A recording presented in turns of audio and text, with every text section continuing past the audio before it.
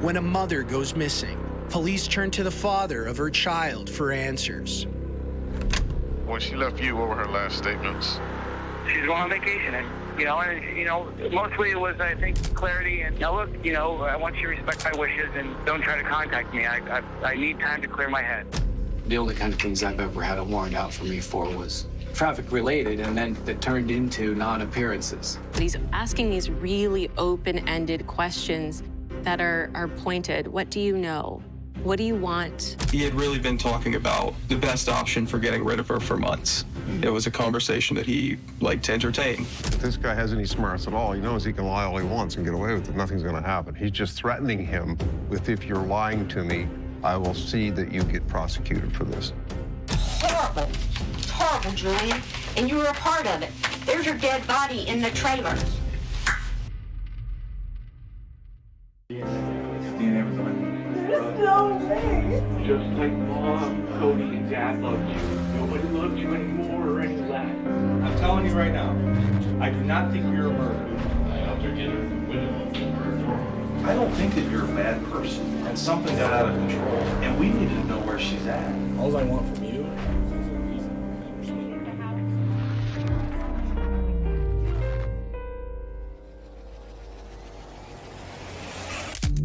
25-year-old Cassandra Robinson hasn't been heard from in several months. Family and friends are worried.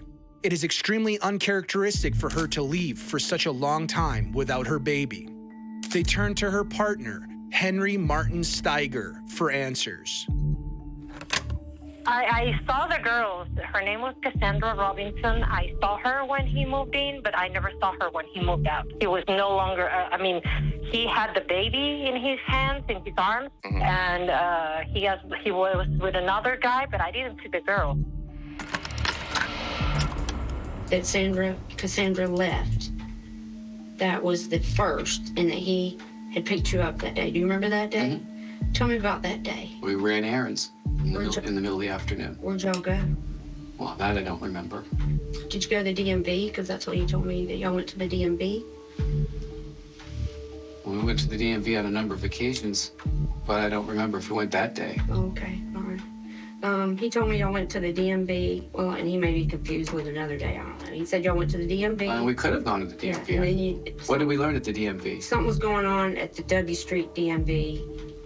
You had to have an appointment or something, they couldn't see you. So y'all went to the Pace DMV, and I can't Yes, I remember going to the Pace DMV. Yeah, and I can't remember what he said that happened there. I know what happened at the Pace DMV. I'm not sure what day it was, but I remember what happened at Pace DMV. We went to check to see if I had any outstanding issues in other states that would stop me from being able to get a Florida license. Oh, okay. Because I was in the process of clearing up some other outstanding, unresolved driving issues from other places. Okay, like tickets or something? Mostly, in the past, non-appearance was in other states that I no longer lived in. Right, like where you got a ticket and you just didn't pay it or didn't show up or something like that? Okay. The only kind of things I've ever had a warrant out for me for was traffic. Traffic related, and then that turned into non-appearances. Then they pull a warrant for not appearing. Yeah, something small turns into something big. Right, right. That's the story of my life. So y'all went to Pace, he says, and then y'all went and got something to eat. I can't remember. Do you remember where you said they ate? I can't remember. Subway. Was it Subway? I think so. Right there near the Pace. Okay. I think right in the same mall, shopping mall. Place. Okay. And then y'all came home around 6 or 7 o'clock. Looking at this individual being interviewed, it's difficult to see that he is a witness or a suspect. He looks like he's a more active participant in the discussion than either of the two officers. He's portraying a feeling of confidence. He is interacting in a positive, confident manner with these people. In fact, he seems to be pushing them to find out, what are you doing? What do you know? How do we go about this? He seems to be supplying information to them while the officers are appearing to deal with him in an informal manner. The male officer is telling him something about his own life, as is the female, who is helping him answer questions. So this looks, if this was a power dynamic, it looks like the witness or the suspect is in the power position and really navigating this interaction to his benefit. She may be in the house. What did you mean by that? I think she's there. He's saying that he didn't see her, but I think she's there. He said he didn't see her since February 1st, and then he was seen with her around March, because she lives there with him. They live together with the baby, and she would never leave the baby there with him. She loves the baby. What do you conclude from this? What is it that I have to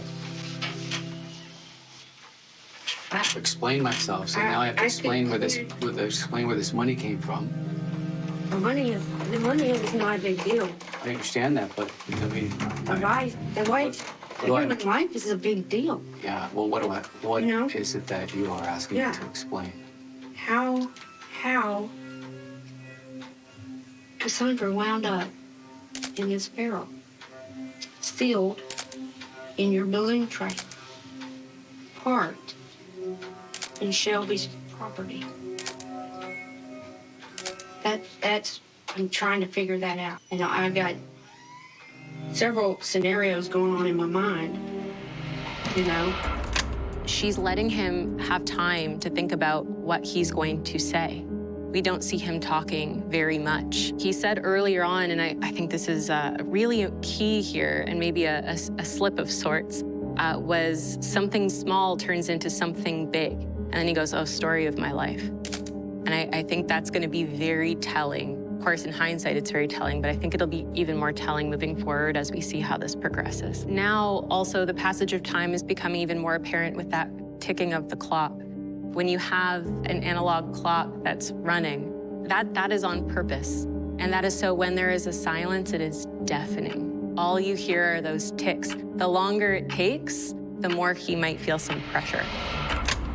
If he's saying he ain't heard from us since February the 1st, something ain't wrong. Something's wrong.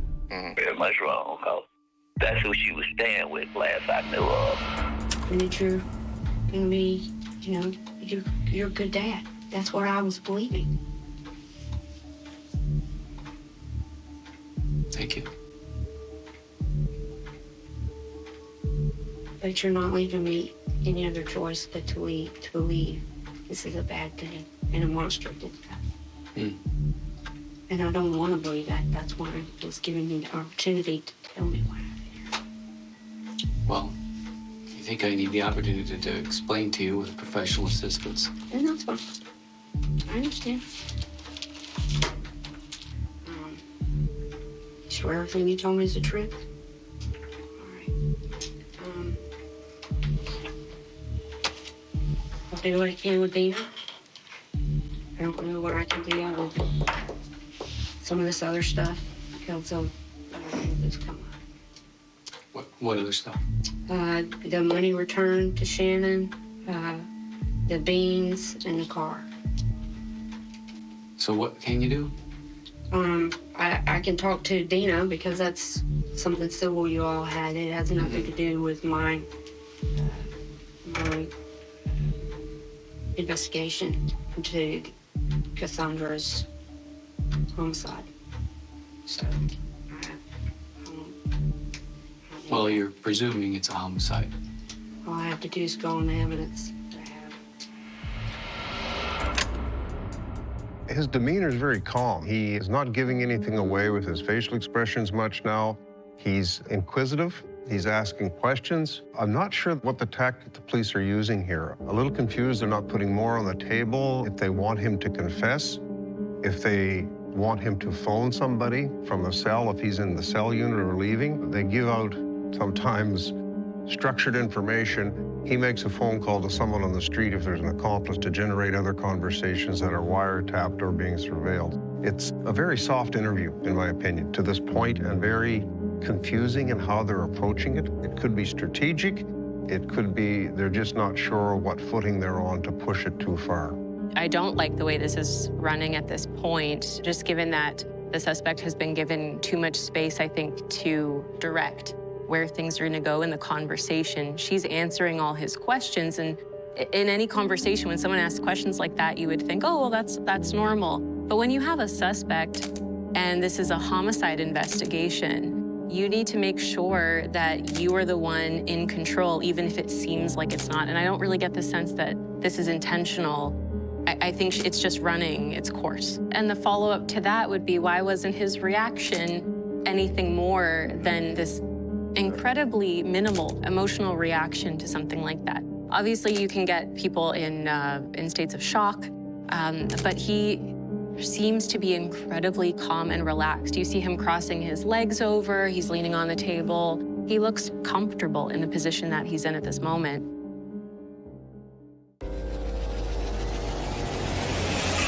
After the initial interview with the prime suspect, Henry Martin Steiger, officers bring in his employee, Julian Massie, to see if he can shed any light on what's going on.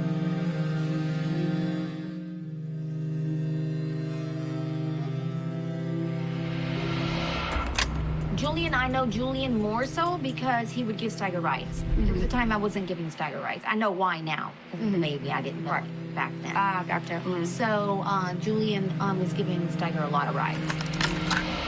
All right, is it, in your mind, is it normal for someone to go on vacation for 4 months? Seriously. I mean, it depends. It depends on the dynamic. And leave her baby? I don't know. Do you have any kids? No. Do you have a girlfriend? Not really. Okay. If you had a baby, you think it'd be okay for your girlfriend and wife to leave the baby for 4 months? I would be upset if that happened, but... I'm going to tell you that's not okay. It's not okay. Yeah. It's for a person to have been right there 24/7 with this baby. She didn't work, she didn't go anywhere, she didn't do anything. And now all of a sudden she's gone. We've got Steiger with this little bitty baby that he has no idea how to take care of.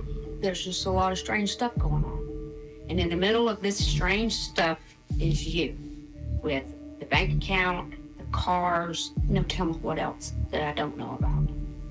And that's it. Generally, when a suspect is in a room like this and in the corner, guarded by 2 officers, we would expect the person to feel some anxiety, some stress. He's showing none of that. In fact, he's appearing quite smug, almost as if he's amused with the situation. He's there, he's offering no cooperation at all. They're asking him hypothetical questions. Do you have a kid? No. Do you have a girlfriend? No. Pretend that you did. So he's not feeling under the gun at all. He seems to be there in a situation in which the onus is on the officers to get information out of him. He's really not volunteering anything, and he doesn't look at all distressed with what's going on here. Yeah, this is a person who's coming off as cavalier in his responses and evasive. He doesn't give direct answers, and he clams up a little bit. We don't see anything as an immediate tell or terribly obvious tell, but there is a bit of a smile or a smirk going on at times. It might be a bit of a nervous smile. We'll see over time. What I think is really interesting are 2 things. One, the officers are positioned far enough apart that if he had to go from talking to one to talking to the other, he would have to reposition himself to some point, which puts you off balance a little bit as far as where your focus goes. And the other thing being that the female officer is kind of leading point on this. Her hands are right by these handcuffs that are bolted to the table. I feel that's likely done intentionally to draw his gaze if she were to move her hands so that he's looking at what can happen if he takes a significant misstep and continues to lie or be evasive in any way. Did you have anything to do with Cassandra's disappearance? No. Do you know where Cassandra is? I have no idea. What do you think happened to her?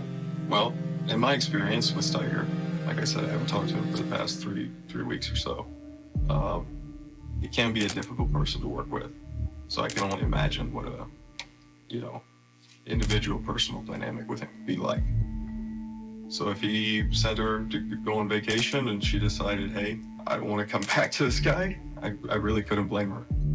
So that's why I can't really say if it's right or wrong for her to leave the kid, Is he hard to get along with? He's just a very, very driven person. He's got his own mantra, I think. At times he can be difficult, but he's not physically violent or anything like that. It's just more of like a mental superiority type thing. Right. He thinks he's above and smarter than everybody else. Right. You'd have to ask him that. How do you feel? Yeah. What do you think? I think he's intelligent. I think he's smart. But I don't think that because you're smarter than other people, that means that you get to call the shots all the time. All right. So. But he's pretty smart. He's pretty smart. He's pretty manipulative. If you had done something to Cassandra, remember when I asked you that? Yes. Do you know where Cassandra is? No idea where she is. No idea whatsoever. I just handle the driving. I handle some of the finances, the cars. Did he ever ask you to do anything for or with Cassandra other than grocery trip? Grocery trip and just grocery trip. Not really, no. Who picked him up from jail? I did. You did? Yeah. Did you go see him while he was in jail? I tried to. Did you talk to him on the phone? One time. One time? What y'all talk about? We talked about, you okay? Mm-hmm. How you doing? Stuff like that. Coffee business. Anything Cassandra needs, help her out. Talk to Erica, she'll coordinate, whatever. Don't think I'll be in here too long. Gotcha. It's a 5-minute conversation that I remember. Right. Did, and then how did you know to come get him? His attorney. His attorney called? She told me to go pick him up. I was in this for the business purposes. I worked with the business. I worked with the company. I helped drive him around. I helped facilitate the business transactions. And I said, screw this. I feel like I'm being taken advantage of. I've got to focus on my school. I got to focus on my work. I got my life relatively figured out. I don't need your stress, your drama, and your problems.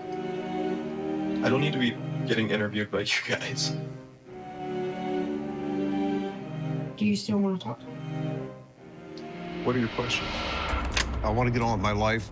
I don't want to be interviewed by you guys. This guy was driving me to this. You would be thinking that he is on the verge of saying something that this fellow did wrong. Because he's saying, I'm being questioned by you guys because of him.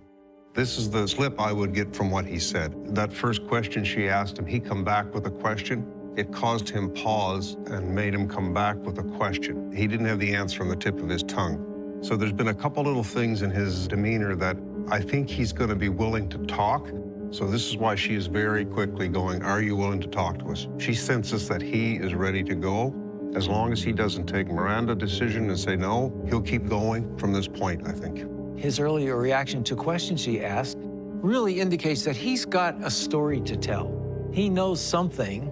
He's sort of avoiding saying it. I was struck with the fact that she hadn't pushed him a little further right then and there. He indicated that he knows them, and if she had gone away for a vacation and didn't want to come back, he would understand completely why that wouldn't happen. She didn't follow up on that. But you can also tell that there's a little bit of loyalty there. He described the main suspect after being questioned on him being difficult. He said, well, he's driven, person with a mantra, wouldn't physically be violent, which then would allow us to maybe think, well, maybe he's emotionally violent. There are different ways that a person can be abusive. There's financial, emotional, psychological, spiritual abuse. When asked, well, does he have a superiority complex? Well, he's intelligent and he's smart. There's this, why would you defend someone that you need to distance yourself from?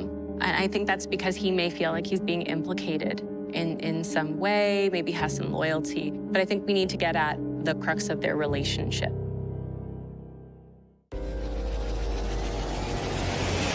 Julian Masure has started to paint a picture of the dynamics at play between Henry Martin Steiger and his missing partner, Cassandra Robinson. But interrogators need more. Most importantly, they need to know if Cassandra is okay.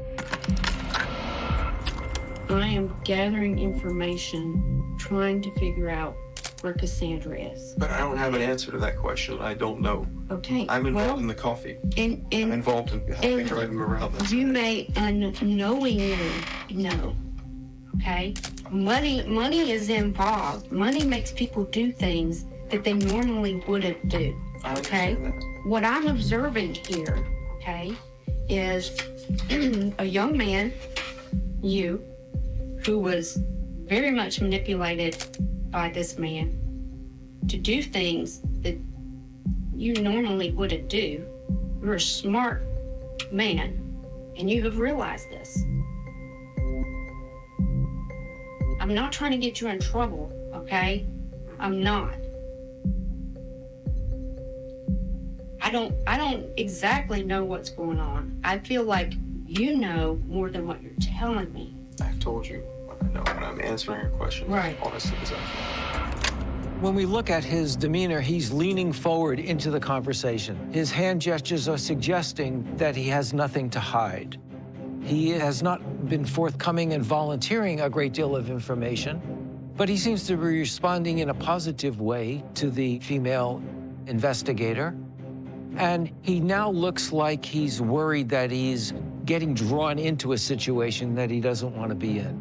He's recognizing that he needs to do something to separate himself from whatever's going on. And when the female officer said, well, you're a smart man, I seem to have seen him look down a little bit to avoid eye contact just for that brief period of time. I think there's something he's hiding, something that he hasn't been compliant about, isn't willing to give up at this point. But I think that struck a little nerve. And I think that that could open up into something bigger. In the one line, you may have been used and not known what you were doing. Money was involved here. You may have done something and you don't know it, so you may be able to help us with that information. Right now, he's thinking, what can I say to take this away from me back to him? You let me read some text messages, but now that you don't want me to read anymore. But what I've read was that you had money in cash for him, and you were giving him money in cash at whenever he would ask about it. But I had no claim to that cash. That cash, Right. it's not my cash. Who holds cash for somebody? Who does that? I mean, why would you do that? That doesn't make sense. I've never held cash for anybody. So I'm trying to understand why you would do that, unless you were manipulated by Steiger into doing that, to making you think What's that... the manipulation of making somebody hold cash? I don't know. You tell me. You're the one that held it. I don't know. I've done everything I could to say, there's a layer of separation. I don't make deposits in the account. I don't have any claim to that cash. You don't have to make deposits into the account. You have a plethora of cash. I don't. Somewhere. It's empty. There's maybe $2,000 left is what.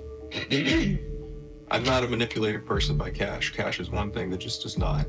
It doesn't sway me. Now, am I interested in getting involved in a company and building something and growing something that could be potentially, you know, Why wouldn't you very be? big? Obviously. I've never once in my life been. I can't be bought. Can't be bought. And I've always kind of acted to that accord.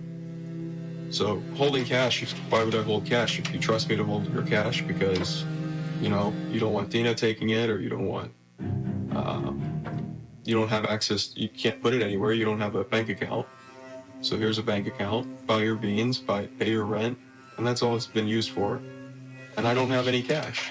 I have had zero cash from that. You say you can't be bought, but in a way you were bought. Maybe not monetarily, but this man made you think that this coffee business was going to be the next big thing and that you were going to be a part of it. Right. So drive me around, go buy me graph paper, bring me a pencil. I see exactly what you're saying. And once I realized that, I said, dude, enough is enough. So let's be transparent, you know? What am I not being transparent about? Because I feel like I've told you everything that I possibly can. I genuinely feel that way. She's not on a vacation. She's not on a vacation, as Steiger says. She's not on a vacation. What happened to her? What happened to her? If you know, you need to tell me. If I knew, I would tell you. I swear to God. What do you think? You know, Steiger. What do you think? I think she got fed up at him and left. I think she got fed up at him and left. He's an impossible person. I can't. What's interesting here is they're both moving closer to each other in a little intimate gathering, and they're whispering as if it's okay to whisper this to me. I want what you want. This is the venue that can happen in a very sort of intimate, trusting type of situation. When you don't have anything to go on, this is the only way you can break someone. They have no forensics yet. They don't have any witnesses except these two people and a disappeared body. Now, at some point, they do recover the body, but in the interim, they have nothing. They're still trying to find any clue as to what happened to her, and they know it's these two. They know, but knowing and being able to accuse or prove are two different candidates altogether in a questioning battle. Yeah, they would have pulled as much as they could. So they would have known the financial background, financial history, all those records. They would have those pulled already. They're likely to drop information when it's pertinent to their tactics in this case. Do boy errands that you were doing for Steiger, when did they stop? I stopped responding about 3 weeks ago. About doing errands and things for him? Why did you stop? Because I realized that he operates on this suffocating energy. Everything he wants you to do, he wants you to do. Right. It doesn't matter if you stay up till 3 o'clock in the morning waiting to pick you up, or put the car in your account, or deposit his cash. He doesn't care. Doesn't give a shit. He does not care. And when I figured that out, I was like, dude, what if I want a girlfriend? What if I want my time to myself to go to the beach, to paint, to write What you music, want to do, to read books, to do photography, to do all the things that I like to do. Sure. And like, you're infringing on my time, and I can't keep giving you my time. Sounds like you gave him a lot of time. 100% no. Do you know who killed Cassandra? I don't even know that Cassandra's been killed. Yes or no question? No. Do you know who killed her? You're insinuating that she's been killed. Well, I told you that's my belief. Do you know where she is at? No, I have no idea. You didn't kill her. You may have helped, you may have known, but you didn't mean for her to die. They need to go with this approach in this investigation if they want him to break. He's not going to break on blunt, smash-face tactics like this. Do you know for 100% sure she's alive? I don't know 100% sure anything about what's going on with her. Did Henry tell you if he killed her? No. Did Henry tell you exactly where she's at? No. He just said she was on vacation. There's things you cannot control when you answer questions that indicate you're lying or not. Some of those questions, I don't feel you're being honest with me. Okay. Will you take a lie detector test? No. Will you take a lie detector test? No. You're not going to take it if you know you're lying, you know you're going to show up as a liar, you're not going to take the test. So he's absolutely lying. There's no doubt in my mind. Interrogators keep digging into what Julian Massie has to say, pulling out all of the stops to get him to understand what's at stake. Man, that's almost 2 years' salary for me. That's a lot of money. I make $2,000 a month. So you make not what I make. We don't make a lot of money. I don't care about the money. We care about Cassandra and getting closure for her family, whether it be by finding her alive or by finding her dead. I want you to find her. I want to find her too, and we're going to need your help to do that. So I think you know more than what you're telling us. Now, she said something earlier. Do you want to be a witness? Do you want to be a suspect? Because you're going to be one. Because I think Henry had something to do with it. And you and Henry are like this. Well, you were. You probably still are. It's just ironic that 3 weeks ago, when you and Henry, or you try to end your relationship with Henry, and I say relationship, friendship, whatever, try to distance yourself, it's about the same time she got reported as missing. We never had these conversations. That may be coincidental. But if I find out you're lying to me and you're impeding our investigation, I will put you in jail for that. You cannot impede our investigation. That's fair. Okay? Told you.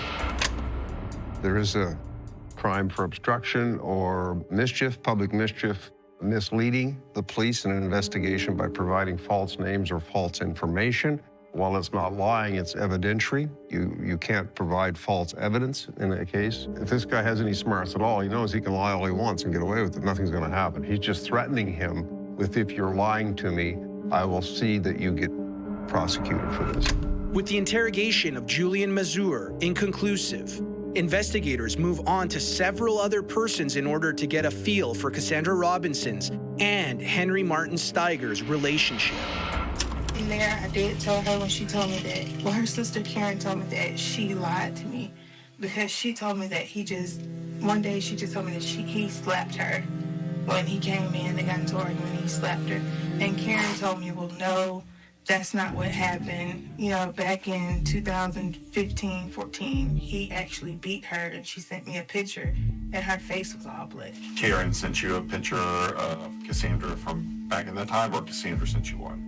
Neither one. She just told me about it. Gotcha, okay. He made it very clear that she left, that she hung around with bad people, that friends of hers once tried to get her into a prostitute ring, and that she could be dead somewhere. These were his examples. She could be dead somewhere. She could have checked herself in because she was unstable and needed medication. So, you know, she was like needing, you know, depression medication. Everything else was a lie, he said, because she was obviously dead somewhere. Yeah. And that he didn't know when she was coming back. And I never accepted any of that because I breastfed children, and a mom does not leave a child that you breastfeed. No way, Jose. Here's the thing with my perception when he talks. It's more like a spider. You spin circles. It crosses, here, crosses, there. Now you listen to it, it becomes mirages. You start believing it. Yeah. What we've just seen is a battery of witnesses being brought in to do material evidence on the suspect. Try to gain an insight to what his personality is, what the relationship was, what the missing person's life was like. They are giving character references about him being violent, possibly a liar as well. So they're getting all these little bits and pieces about him and her. So when they go back to the interview table next time, they will have either evidence from this, which may or may not be pertinent to her disappearance, but it'll definitely be issues you can bring to him to say, what about this? When did you do this? Why did you do that? And it'll be meant to rattle him, moving from a grieving spouse to a suspect role or a person of interest. They have nothing yet. That's why they're searching. You're likely seeing some coercive control and manipulation. You're seeing things that are certainly known and researched risk factors for domestic violence and for domestic homicide. The easier to spot forms of abuse are the physical ones, because there's a physical manifestation of it. You also have an increased risk of experiencing domestic violence during pregnancy, and pregnancy violence in itself is a high risk for homicide. There are a lot of things that could be going on at the same time. It's certainly suspicious. It lets us know that there's likely a history of domestic abuse, domestic violence in some capacity. And it's important to have an understanding of what their relationship was like from the outside, from those people that are in their circles, looking from the outside in. You will see commonalities across witnesses, and unless they all got together and corroborated, which depending on where they get their witnesses from is unlikely, you are going to get some similarities, and those are what they're likely going to go off of. General consensus of these witnesses that this is a bad actor and a prime suspect. It's a couple medium, couple small. Mm-hmm. And did you think that was kind of odd that he all of a sudden wanted to do this and kind of late in the night? Did you ask him, well, where did she go? I didn't ask that question. Mm-hmm. Kind of the thing that was off to me was he had really been talking about the best option for getting rid of her for months. Mm-hmm. It was a conversation that he liked to entertain.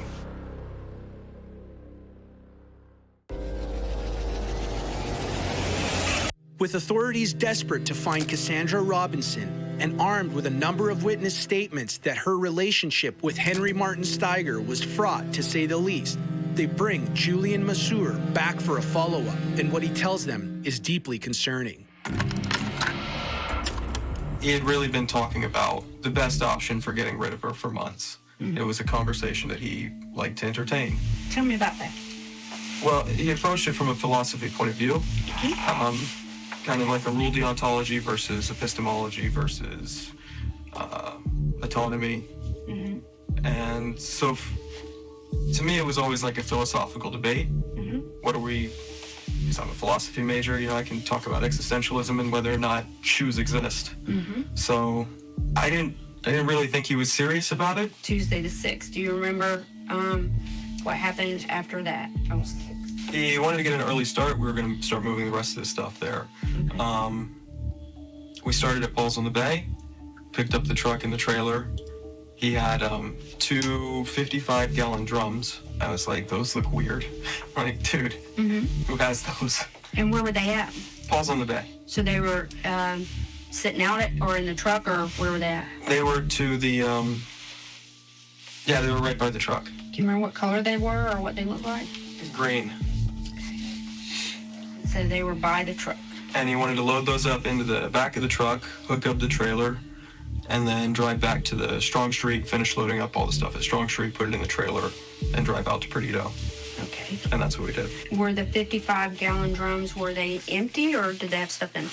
Empty. They were empty, okay. And his explanation for having them was he wanted to store coffee beans in them and wanted to see if his garage was a correct climate for them, because it was a climate control range that you could store the beans in.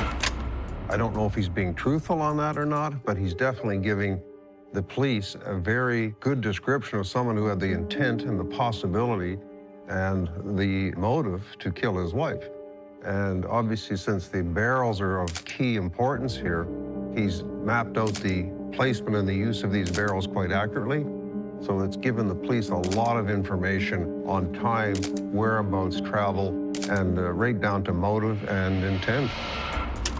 Well, he always talked about her relationship with him in the context of it was something about it was like a fucked up sex situation where she pissed him off and he had sex with her because she pissed him off.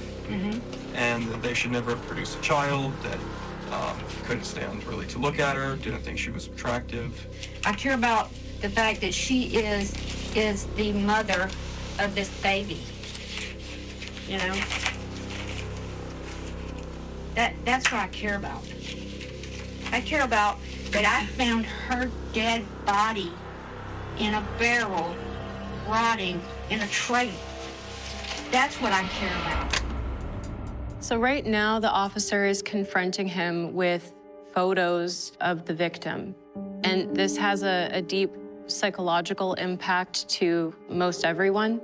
They have any sort of remorse, empathy, capacity for emotion. And this is more likely to drive things forward as far as getting more information from him, hopefully pushing him to that breaking point. It's very horrible. Horrible. Horrible, Julian. And you were a part of it. There's your dead body in the trailers. Why don't you want to see it?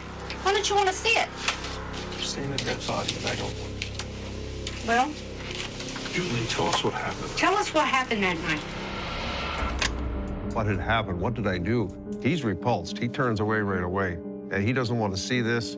And now, if there's anything he has to say about knowledge about what happened, it's going to come out. If there's any guilt here with him, it will be brought to the surface, because I think he's seeing the impact of what this other person did, and his holding these barrels and helping him. He's going to start feeling guilty about even that involvement. In fact, I didn't really do much maybe, but I was there. I had a knowledge of this. I'm going to have to tell this now.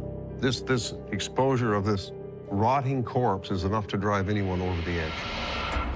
Can you move the picture into the body away? I don't want to see it. All right. It's gone. Tell us what happened. You're going to feel a whole lot better when you do. It's not that I don't feel good. It didn't have anything to do with her death. It had nothing to do with it. What happened to her? How would I know? It wasn't there. I've never seen the dead body. How would I know what actually happened to her? What did he tell you happened? He didn't. That night when you went over there, what did he tell you? What did he tell you after that? What has he told you? First time he described the event, he said that she was frantically packing. She was grabbing all of her stuff, and she was telling him she's gonna leave. Grabbing the baby. Implied. What does it imply? That he strangled. How did he imply that? What was the words that he used? Julian, you're smart. You're a smart guy. You know, there's certain things in memory that you block out because you don't want it's possible. She said the where and the when has been decided. Take a minute, sit down.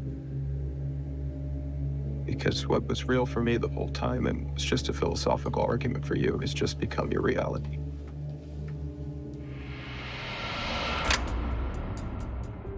From what I get, the way these personalities have come out and the way that this particular witness acted, I think he was controlled by Steiger, the killer. I think he was controlling his wife to some extent. When that control started to break down, he killed her. I'd like to know what would have happened to this guy had he knew that he was going to do this. I think his life would be over too. I think this guy was willing to eliminate anybody that went against him in his pursuit of whatever he was chasing. We know there's some evidence of a history of domestic violence. It's likely that this has happened before as far as physical violence and lashing out.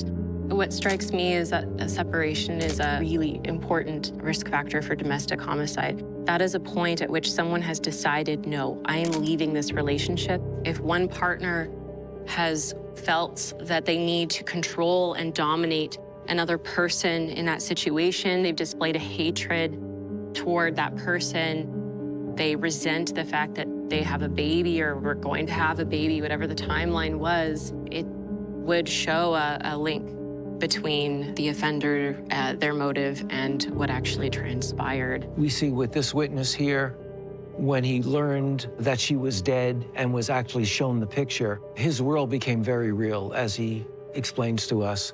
Then he remembers that maybe these philosophical discussions were something that should have alerted to him that something bad was going to happen, and he did nothing to stop it.